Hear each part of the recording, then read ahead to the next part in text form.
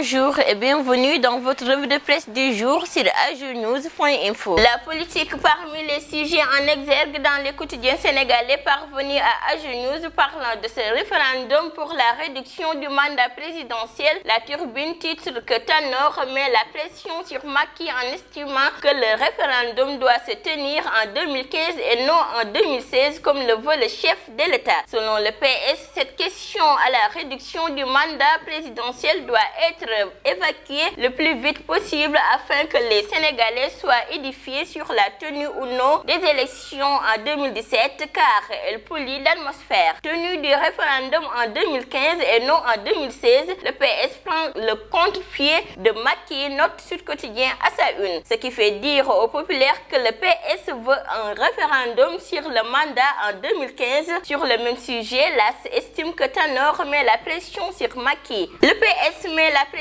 sur Macky Sall, renchérit l'Observateur à sa une. Dans la manchette, ce journal donne la parole au ministre du Tourisme Abdoulaye Diouf Sarr, responsable de l'Alliance pour la République APR au pouvoir à Dakar, qui dit quels que soient nos adversaires, nous sommes prêts pour 2017. À la une du populaire, Moussa Sy, maire des Parcelles Assainies de Dakar, ainsi devant militants du Parti démocratique sénégalais PDS, affiche ses ambitions. Je ne ferai plus partie d'un parti politique, je suis devant un citoyen libre. Je ne cherche plus un avenir politique, dit-il dans le même journal. Le quotidien s'intéresse à la position du président français sur les passeurs de migrants à Méditerranée et souligne que l'Hollande s'en prend aux négriers modernes. Pendant ce temps, le Soleil poursuit le débat sur l'envoi de 2100 soldats sénégalais en Arabie Saoudite et indique que Macky Sall est contre la récupération de l'armée à des politiques